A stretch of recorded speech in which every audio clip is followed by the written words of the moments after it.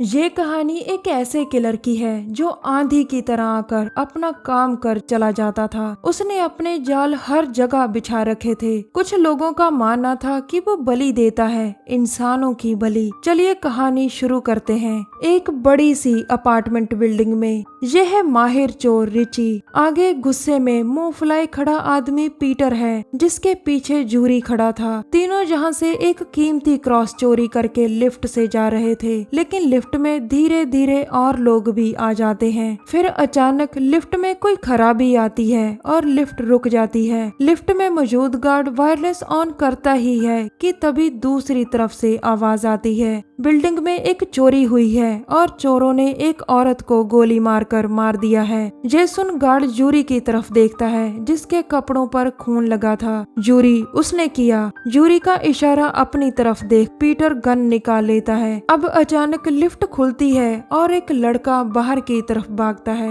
ये देखकर रिची उसे पकड़ने भागता है। पीटर बाकी लोगों को बाहर आने को कहता है। फिर वो उनसे फोन लेकर तोड़ देता है, जबकि रिची लड़के को पकड़कर वापस लाता है। रिची लड़के को सभी के साथ लाइन में खड़ा कर देता है। पीटर रिची से, क्या तुमने कुछ देखा? रिची, नहीं, लेकिन शायद इस फ्लोर पर काम चल रहा है। इसके बाद रिची जूरी के पास जाता है, जो अभी तक डर कर लिफ्ट में ही बैठा था। रिची उसे समझाकर बाहर लाता है और तभी लिफ्ट का दरवाजा अपने आप बंद हो जाता है। तभी रिची, हमें यहाँ से जल्द ही जाना होगा। पीटर गार्ड को रोककर उसका वायरलेस ले लेता है। अब रिची आगे था और पीटर बाकियों को लेकर पीछे चल रहा था। फिर रिची सभी को एक अपार्टमेंट में आने को कहता है और सभी अंदर आते हैं। अब रिची दरवाजे को अंदर से बंद कर अपने कपड़े बदलता है। पीटर, तुम्हें लगता है कि बिल्डिंग सिक्योरिटी ने लिफ्ट रोकी होगी? लेकिन रिची कहता है, हमें पुलिस के आने से पहले यहाँ से निकलना होगा। पीटर रिची से पूछता है कि सिक्योरिटी को हमारे बारे में कैसे पता चला, जबकि तुमने तो कैमरे बंद कर दिए थे। रिची, शायद उन्होंने उस औरत की चीख सुनी होगी जिसे तुमने मार डाला। ये सुनकर पीटर हैरान होता है। फिर अचानक गार्ड का वायरलेस बजता है, जिसे रिची उठाता है। वायरलेस पर, अगर तुम लोग बंधकों को रिहा कर दो तो हम कुछ नहीं करेंगे।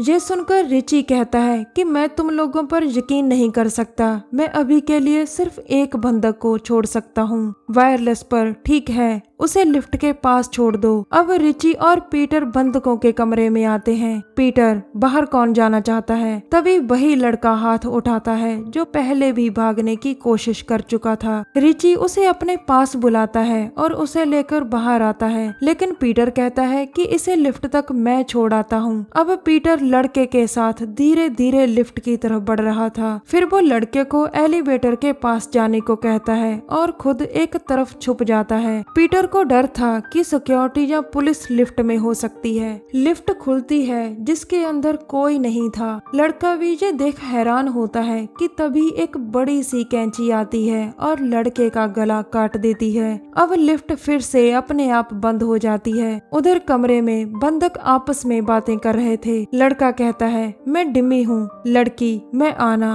और दोनों हाथ मिलाते हैं। कमरे में एक तरफ तीन औरतें शांति से किताब पढ़ रही थी। बीच वाली औरत सोनी, तुम प्रार्थना जारी रखो, ये कहकर वो उठ जाती है। सोनी जूरी के पास आकर, क्या हुआ जूरी? जूरी, वो पीटर है जिसने एक औरत को मार डाला है। सोनी, मुझे तुम पर यकीन है। इसके बाद वो जूरी का माथा चूमती है, या कह लीजिए उसका यकीन जीत लेती है। उधर रिची पीटर का इंतजार कर रहा था, लेकिन लड़के का कटा सिर पीटर के हाथ में था। रिची उसे हैरानी से देखता है। पीटर, ये मैंने नहीं किया। रिची, किसने किया? पीटर कहता है कि शायद ये सिक्योरिटी का ही काम है, लेकिन रिची उसकी बेतुकी बात सुनकर गुस्सा होता है। पीटर उसे समझाता है कि ये मैंने नहीं किया। रिची उसकी पिस्टल उससे लेकर कहता है, तुमने पहले एक औरत को मारा, फिर तुम एक कटा सिर लेकर आए। पीटर, मेरे हाथों को देखो, अगर मैंने इसका सिर काटा होता तो मैं खून से सना होता। रिची को उसकी बात सही लगी। तभी वायरलेस से आवाज आती है, जो कुछ भी लड़के के साथ हुआ होगा उसके लिए मैं क्षमा मांगता हूँ। अब वायरलेस पर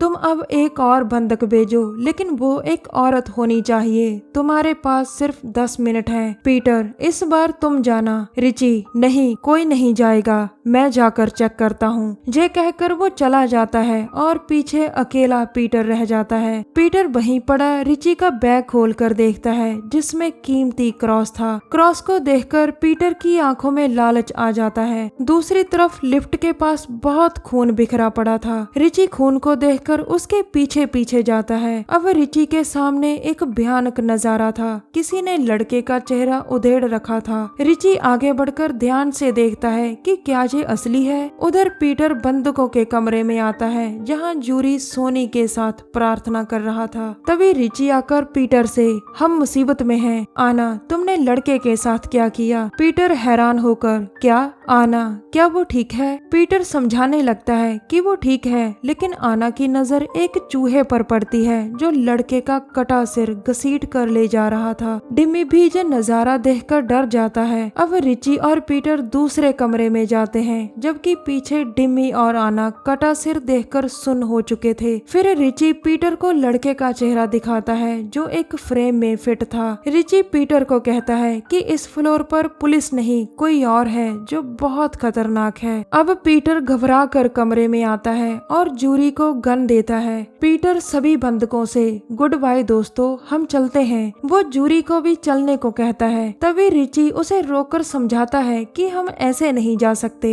इसी बीच सोनी जूरी से, क्या मैं गन देख सकती हूँ? उधर रिची और पीटर बहस कर रहे थे। इधर जूरी सोनी को गन दे देता है। पीटर, तुम मुझे नहीं रोक सकते रिची। तभी सोनी पीटर की तरफ गन कर लेती है, लेकिन पीटर उसे हल्के में ले लेता है और सोनी गन चलाती है। पीटर के पेट में 2 गोलियां लगती हैं और वो गिर जाता है। सोनी रिची से, गन फेंको। ये सुनकर रिची अपनी गन नीचे रख देता है। इसके बाद सोनी अपने दोस्तों से रिची से बैग और गन लेने को कहती है। सोनी, डरने की जरूरत नहीं, ये सब ईश्वर का ही काम है। आना पुलिस को फोन करने जाने लगती है, लेकिन सोनी उसे भी रोकती है। सोनी के कहने पर जूरी रिची से वायरलेस भी ले लेता है। सोनी, सभी घुटनों के बल बैठो। ये सुनकर सभी सोनी के अनुसार करते हैं। तभी एक भयानक सी चीख गूंजती है जिससे डिमी डर जाता है। सोनी जूरी से, चलो उठो। अब जूरी और सोनी कमरे से चले जाते हैं। बाहर जूरी, सोनी और साथी धीरे धीरे आगे बढ़ रहे थे। फिर सोनी उन्हें रुकने को कहकर खुद अकेली एक तरफ जाती है। कुछ देर बाद सोनी वापस कमरे में आकर, तुम में से कौन बचना चाहता है? डिमी,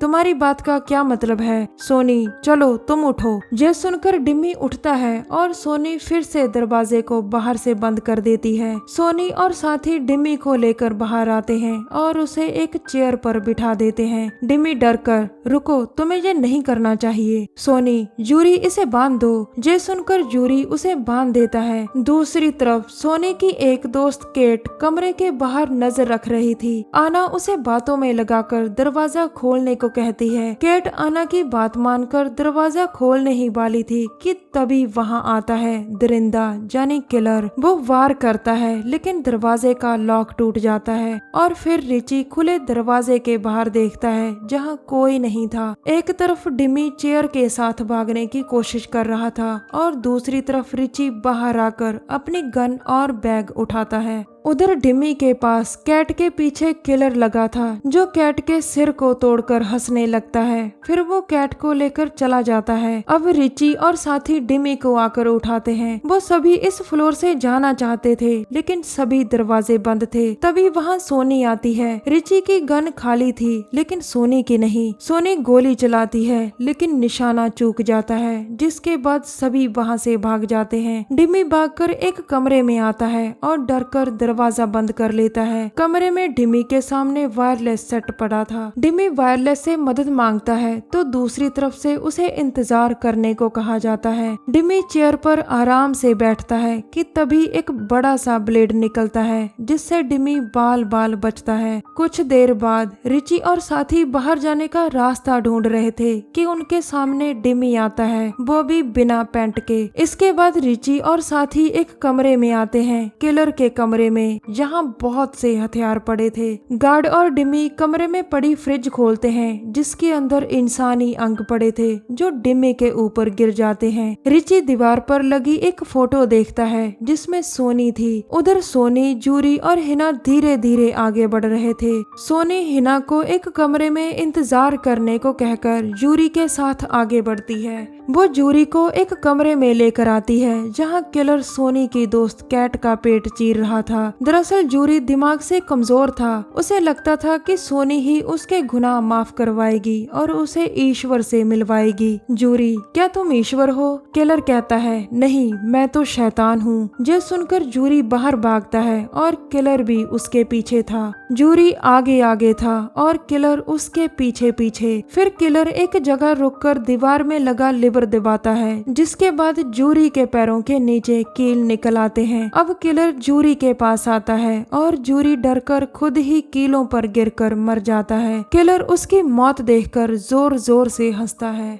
दूसरी तरफ किलर के कमरे में गार्ड रिची से वो औरत जो प्रार्थना कर रही थी वो किलर के साथ है। रिची, हाँ, आना उन्हें सुन रही थी। रिची, दोनों ने लिफ्ट, वायरलेस, हर चीज पर कब्जा कर रखा है। गार्ड, वो ऐसा कैसे कर सकते हैं? रिची, क्योंकि ये उन्हीं की बिल्डिंग है। फिर रिची सभी को बताता है कि मैं इसी कमरे से क्रॉस चोरी करके भाग रहा था। गार्ड कहता है कि हम उन्हें क्रॉस वापस कर देते हैं, लेकिन रिची उसे अपना बैग नहीं देता जिसमें क्रॉस था। रिची, वो दोनों पागल हैं, वो हमें जिंदा नहीं जाने देंगे। दरअसल रिची को लगता था कि जरूरत पड़ने पर वो किलर से क्रॉस का सौदा कर बच सकता है। गार्ड उससे बैग छीनने की कोशिश करता है लेकिन बैग में असली क्रॉस नहीं था। रिची का शक सीधा पीटर पर जाता है। गार्ड और डिमी किलर का मुकाबला करने का सोचते हैं। अब रिची और आना क्रॉस को तलाशना चाहते थे कि तभी उनके सामने किलर आ जाता है। वो आना को गले से पकड़े हुए था लेकिन रिची आना को बचाता है। दोनों लड़ते हैं और किलर रिची को लात मार गिराता है। किलर के हाथ में एक तलवार थी जबकि रिची के हाथ भी गन लग जाती है। रिची गोली चलाता है जो किलर के पैर के कवच पर लगती है जिससे किलर को थोड़ी सी चोट भी लगी थी और वो भाग जाता है, जिसके बाद रिची आना को संभालता है। उधर एक कमरे में गार्ड और डिमी अपना दिमाग लगाकर एक जाल तैयार करते हैं। दोनों को पूरी उम्मीद थी कि किलर इस जाल में जरूर फंस जाएगा। रिची और आना अब भी आगे बढ़ रहे थे और रिची किलर को देखकर छुप जाता है। रिची किलर पर हमला करने के लिए तैयार खड़ा था। किलर भी उसी की तरफ आ रहा था कि तभी पीछे से डिमी किलर को पुकारता है। डिमी भागकर कमरे में आता है और गार्ड दरवाजा बंद कर जाल लगाता है। उसी कमरे में किलर आता है जिसके सामने डिमी खड़ा था और डिमी का जाल भी खड़े का खड़ा ही रह जाता है। डिमी फिर से भागता है और पीछे छुपा गार्ड जाल को देखता है। गार्ड भी डिमी को बचाने भागता है लेकिन किलर ने तो डिमी के 2 हिस्से कर दिए थे। अचानक सोनी पीछे से आकर गार्ड के सिर पर हमला कर उसे बंदी बना लेती है। रिची और आना किलर के सिक्योरिटी रूम में आकर फ्लोर का लॉक खोल देते हैं। दोनों वहां से भागकर जाने लगते हैं लेकिन रिची की नजर फर्श पर बिखरे खून पर पड़ती है। रिची खून के पीछे पीछे जाने लगता है क्योंकि वो अब किसी की भी मौत नहीं चाहता था। एक बड़े से कमरे में सोनी और हिना गार्ड की बलि की तैयारी कर रही थी। सोनी के हाथ में एक इंजेक्शन था।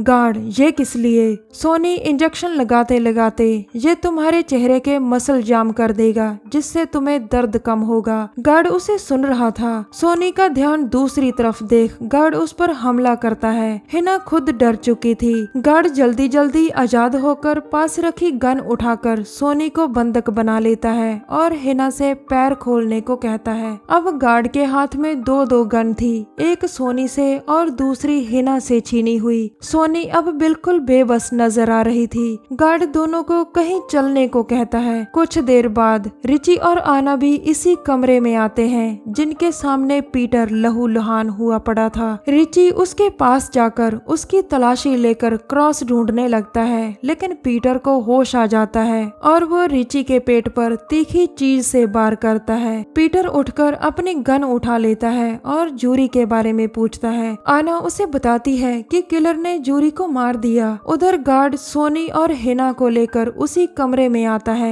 जहां जाल लगा था। हिना गार्ड से कहती है कि मुझे कुछ नहीं पता था, इसी ने मुझे बातों में फंसाया था। सोनी की नजर ऊपर लगे जाल पर पड़ जाती है। वो गार्ड से कहती है कि हमें मारने से पहले दरवाजा बंद कर दो। गार्ड उसकी आखिरी इच्छा समझकर दरवाजा बंद करता है और तभी जाल काम करता है। गार्ड का एक हाथ कट जाता है और दूसरे हाथ से वो गोली चलाता है जो हिना को लगती है। सोनी कटे हाथ में फंसी गन उठाकर चली जाती है। अब पीटर भी किलर को ढूंढ रहा था। गार्ड भी उसे मार कर जाना चाहता था, जबकि रिची खुद की और आना की जान बचाना चाहता था। अचानक पीटर चिल्लाता है जिसके सामने किलर खड़ा था। फिर किलर को रिची पुकारता है। अब किलर को एक तरफ से गार्ड ने भी रोक लिया था। किलर गार्ड की तरफ बढ़ता है जो दीवार से लगकर खुद ही नीचे गिर जाता है। फिर किलर पीटर की तरफ जाता है जिसकी गन खाली थी और किलर उसे मार देता है। रिची भी किलर पर हमला करता है